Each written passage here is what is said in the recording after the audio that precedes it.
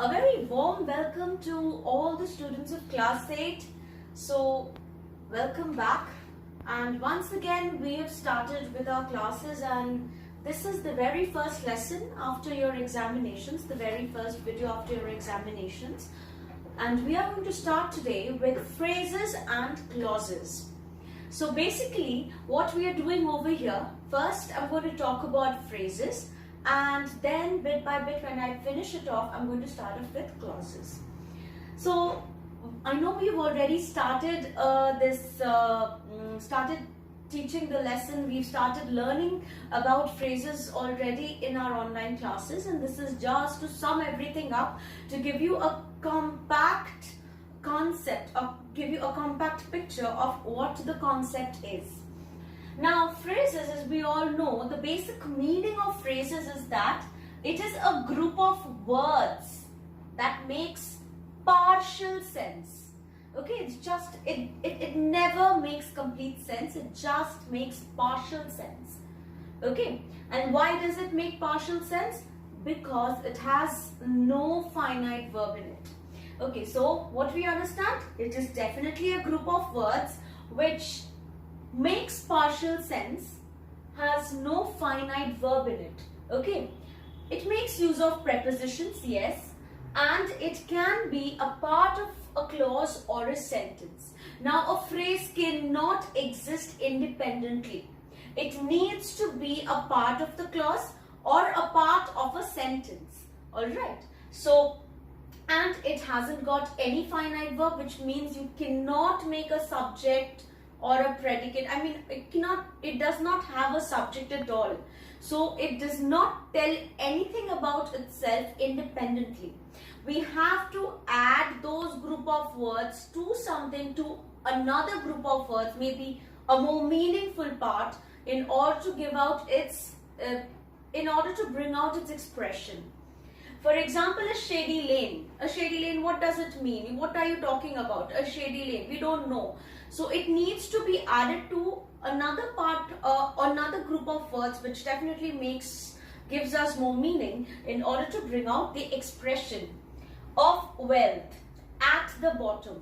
Now this is how your phrases look. At times it can make use of prepositions also. That is the basic thing that is supposed to be there.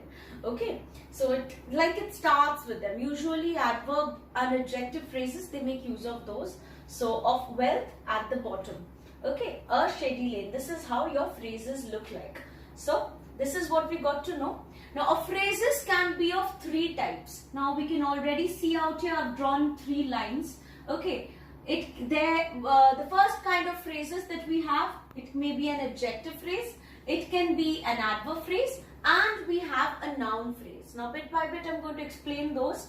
Adjective phrase over here, okay, now basically these phrases, what do they do in a sentence? Now how do we put them in a sentence? Okay, what is the function?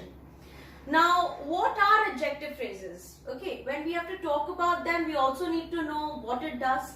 Now, basically, adjectives are, if we take the part of speech adjective, now adjective is that part of speech that describes, okay, that describes a noun, that qualifies a noun. I'll just make a small change. Yeah. So this is adjective and this is adverb, sorry. Okay, so the adjective out here, what it does, it describes a noun. That is the main function of an adjective in a sentence. For example, if I say a Spanish flag, golden crown, this is the adjective over here. It is describing the noun. So I can ask what kind of crown it is. They will say, you get the answer, a golden crown. If I ask what kind of flag is it, it's a Spanish flag. Or from which country flag is it? It is a Spanish flag. So you generally ask what kind of or which when you have to identify an adjective. The same goes out for the adjective phrase. Now you are just keeping to the same meaning. You mean the same, but you actually change the appearance. Okay, that is the only difference. Now that adjective, if you replace it with a group of words that mean the same thing, that is what you call an adjective phrase. Now an adjective phrase is that replacement, that group of words, those group of words that replace the adjective, that is your adjective phrase. Alright, it is doing the work of an adjective in a sentence. An adjective does the work of describing a noun in a sentence. The adjective phrase being the group of words, it is describing the noun in a sentence, but it is just a group of words. Okay, for example, if I say the Spanish flag, it means the flag of Spain. So see, this is the group of words that you have. Crown made of gold. These are the group of words. It is still doing the same work. The function has not changed. So they are going to do, the adjective phrase will do the same work of the part of speech in the sentence. It is going to have a similar function. Like over here, Spanish flag. Flag of Spain means the same thing. Spanish. Okay. Of Spain. Okay. Flag is the noun though. Okay. So this is the noun though. Of Spain is your adjective phrase. Alright. Over here. Made of gold is your adjective phrase. So of Spain, made of gold, these are your adjective phrases. They are describing these nouns out here. The flag and the crown. Okay. You cannot say golden crown made of gold. You cannot say flag. Now different, it also has to be contextual. Okay. You cannot say, you cannot use the same sort of, group of words in order to make the phrases. You cannot say a Spanish flag is a flag made of Spain. It doesn't make any sense. Alright, because Spain is a country. It can be of Spain. But gold out here is a material. Things can be made out of it. Like brick, like wood. You use them to build houses. You don't use gold to build houses. If rich people do that, that's their thing. Okay, jokes apart. However, so you use wood, bricks in order to build houses. So you can write a wooden house, built of a house, built of wood or made of wood. Alright, you can do these. So this is how you can do it. Now similarly, if you say a white elephant, does it mean an elephant of white color? No. An elephant with white skin. So you can use the preposition with also. Without can also be used if you want to express a lack of something. For example, careless, meaning without care. Alright, so that's it. Now, after we've done with the adjective phrases, I'm going to move on to the next phrase, okay, which is the adverb phrase. Now, what are adverbs? Okay, before understanding what adverb phrases are, we need to know what adverbs are or recall what adverbs are. We've already done them in our classes. So, an adverb is that part of speech that modifies a verb or an adjective or another verb in a sentence. For example, soon. Okay. Bravely out here. Soon. Bravely. Bravely, it is the soldiers fought bravely. It is modifying the verb in the sentence. Okay. They're saying, how did the soldiers fight? Bravely. Okay. Please come soon. When is the person supposed to come? When? Soon. Okay. So that is what we do. When we use the adverb soon, it tells us when the person, for example, please come soon. So it is telling you when the person is supposed to come. So you use all these questions in order to identify the adverb. Okay. Where, when, how. So in the same manner, when you use adverb phrases, so basically what you do is replace the part of speech, the adverb, with a group of words like at the bottom. For example, everywhere, at all places. It means the same, but you are just replacing with a part of speech with a group of words. Okay.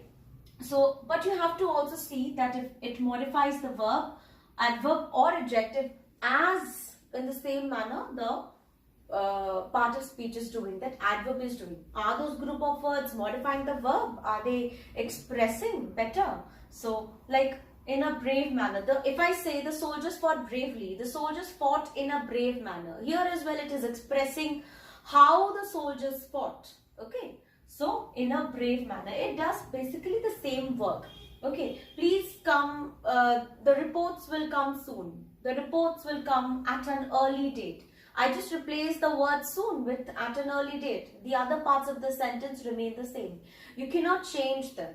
So one thing you have to remember while transforming while replacing the adjective or the adverb with these phrases, with the same counterpart with the phrases, you cannot change the meaning, you cannot tamper with the meaning. Okay, so that we have to remember. Now, there is a slight thing that I would like to say before I get on to noun phrases. Now some phrases can definitely mean, it can be an adjective or it can be an adverb. Okay, now if you just give a phrase like in the bazaar, this is a phrase. If you say, you cannot analyze as to is this an adjective, is this an adverb. Okay, you cannot do that. So until and unless a phrase is put in a sentence, and then you will be able to analyze what it is. It is an adjective phrase or an adverb phrase only when it is put in a sentence, when you have it completely along with the other parts of the sentence. Alright, please keep that in mind. So over here, for example, I'll give you two sentences. Okay, the crowd in the bazaar was noisy. Okay, and the second sentence is the crowd halted in the bazaar. Now in the bazaar, in both the sentences is the phrase, but which one is an adjective and which one is an adverb, we have to understand.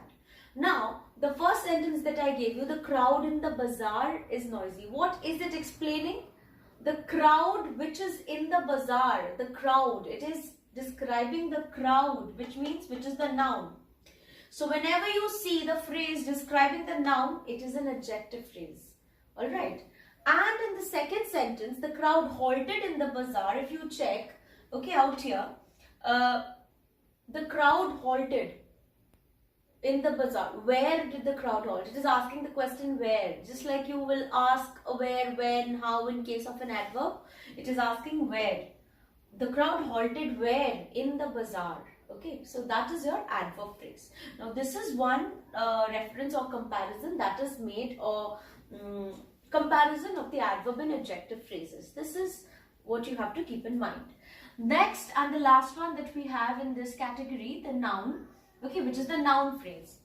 Now what is the work of a noun in a sentence? It is the subject or object of a verb. Okay, for example, the boy is good. The boy is. Okay, it is the subject of the verb. Verb is, the boy. Okay, that is the subject.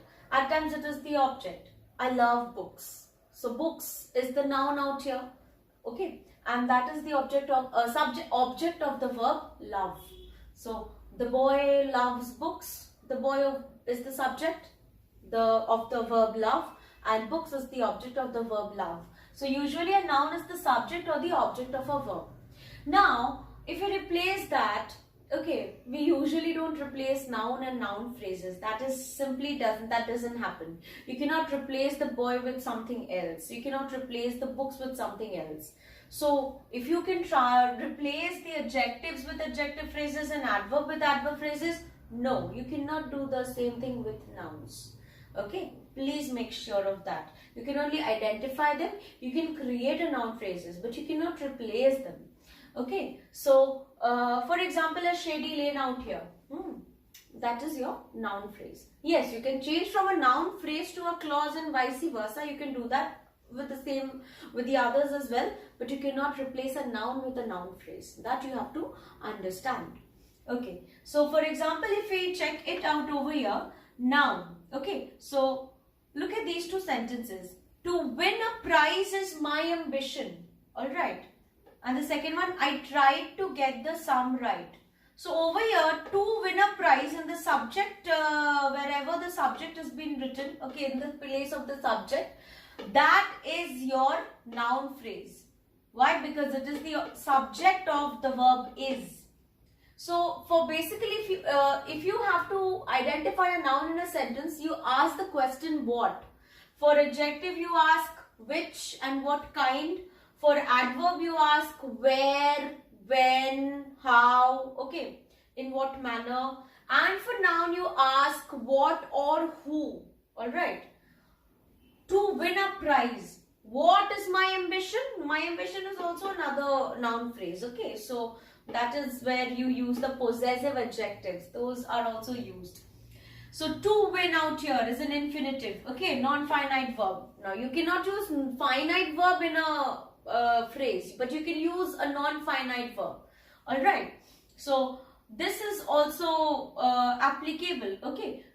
My ambition is a noun phrase. To win a prize is a noun phrase. This is both of them. They are the subject and object of the verb is. In the same manner, I tried to get the sum right. Okay. To get the sum right. That is your noun phrase. I tried what? You get the answer to get the sum right. Playing cricket. Using of gerunds. Okay. Non-finite gerund. Playing cricket. Okay. That is your noun phrase. Playing cricket gives me pleasure. Singing songs give me pleasure. Okay. So this will help you to understand what is the noun phrase. Okay. So this is what we can we have to know about all kinds of phrases. The adjective, the adverb and noun. Now a little reminder to you, a little, this is like a note to you. Please take a note to yourself that all adverb and adjective phrases cannot be replaced by the part of speech. Okay, by adjectives. All adjectives, adverbs when they are as part of speech, when they are existing as words, can be changed to phrases. Yes, but all adjective phrases, all adverb phrases cannot be changed. I think we have already done this in our online classes. Alright, so I end over here with my phrases. Now we shall move to clauses.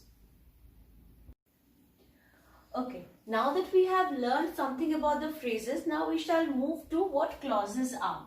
Now, as it looks, clauses are very much similar to phrases but different. Now, we know that phrases were also groups of words. Clauses are also groups of words, okay? But the difference between a phrase and a clause is basically on two planes. That it has a finite verb, the clause has a finite verb, but the phrase hasn't got any finite verb. And clauses can make either partial sense or complete sense depending upon what it is, okay? Upon what kind of clause it is, I'll let you know about that. And phrases only make partial sense, no complete sense at all.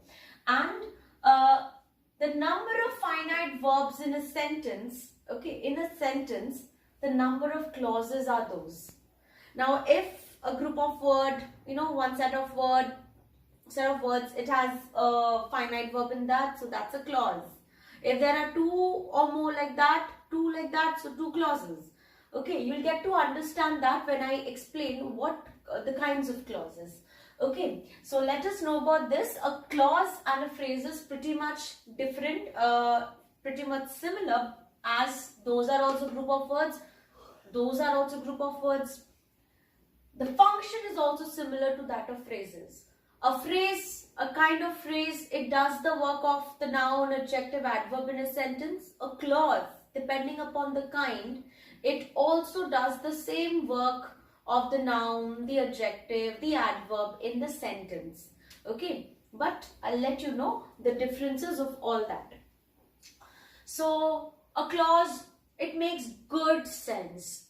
Every sentence that you come across is a clause. It has a finite verb, it has a subject, and it makes complete sense. It can stand independently by itself, unlike a phrase which cannot. So that brings us to the fact that a clause is of two different kinds based on the structure.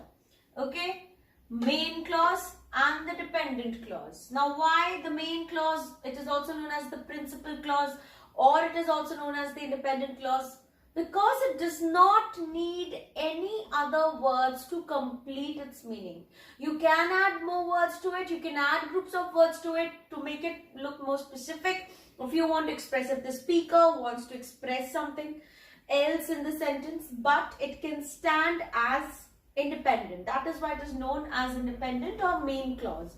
The principal clause in the sentence upon which all the other clauses or phrases depend. The second type is the dependent clause. Unlike a phrase, okay, so a phrase and a dependent clause is not the same. Phrases, they don't have any such meaning, okay, it's partial sense.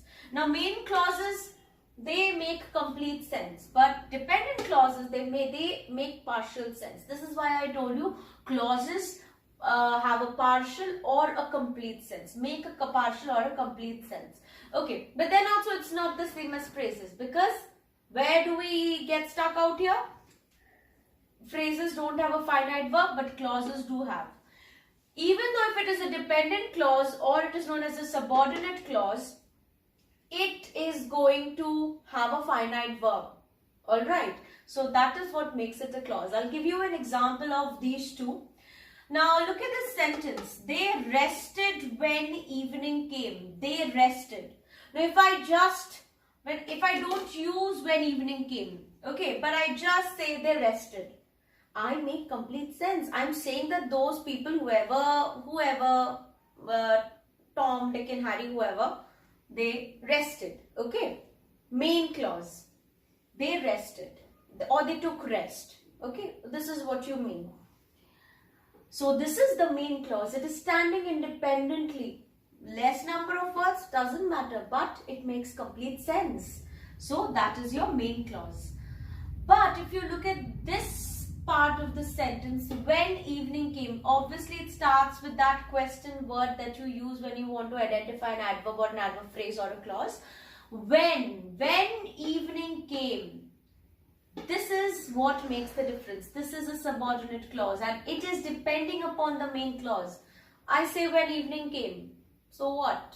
What does it mean? It doesn't mean anything. It makes partial sense. We just know that evening arrived, but why? Why is this being used? What is the context? It's not clear to the person who's perceiving the information.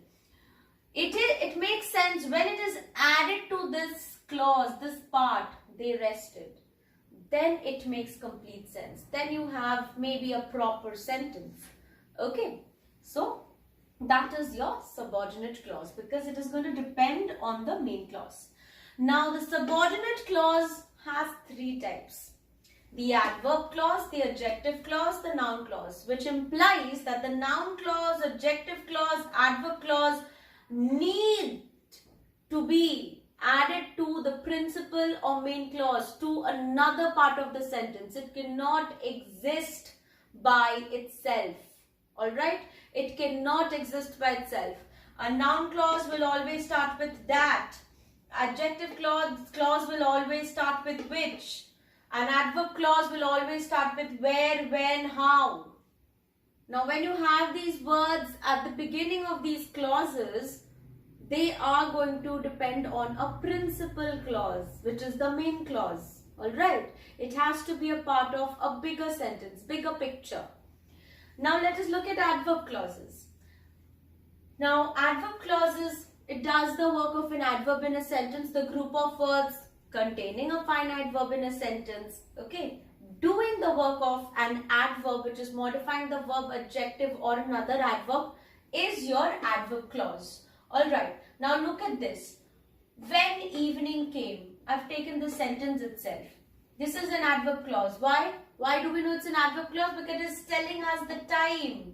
It's telling us about something. They rested.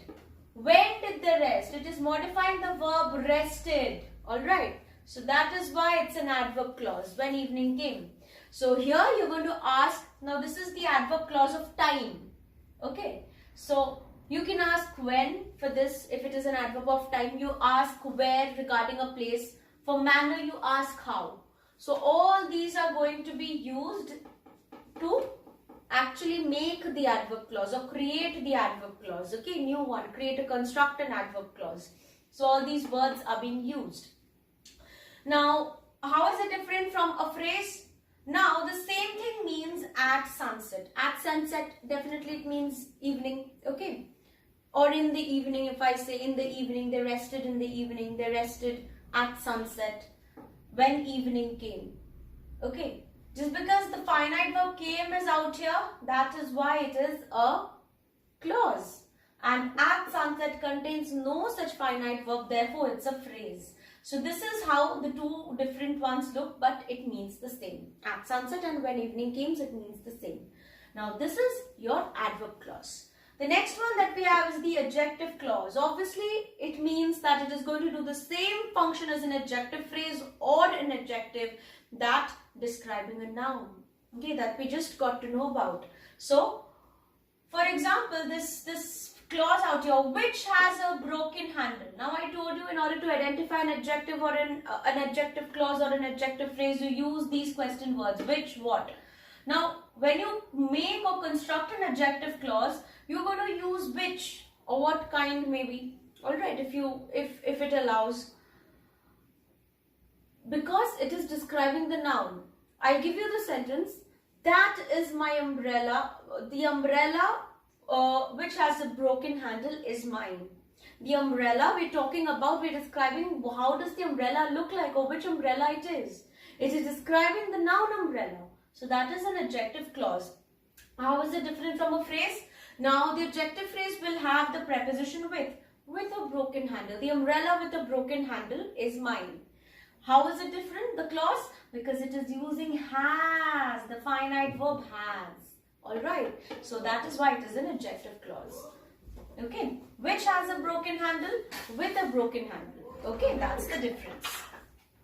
The next part that we have to explain is the noun clause. Okay, so a noun clause. Now what is the question that we ask?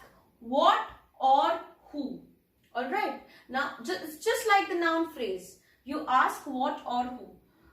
I expect that I shall get a prize. That I shall get a prize. Now every noun clause is going to start with either that or what. Okay, that or what.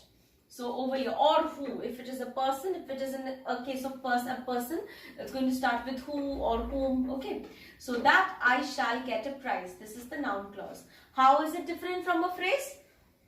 For the phrase you write, I expect to get a prize. The meaning is the same. The difference is only of the finite verb. You use that, the conjunction, and shall. Now, all the subordinate clauses make use of subordinating conjunctions. When, which, that, these are all subordinating conjunctions. So they are going to make use of all that. Remember, we just learned about conjunctions. If you have forgotten it, you can definitely go back and watch the video of conjunction. Okay. So that I shall get a prize, to get a prize.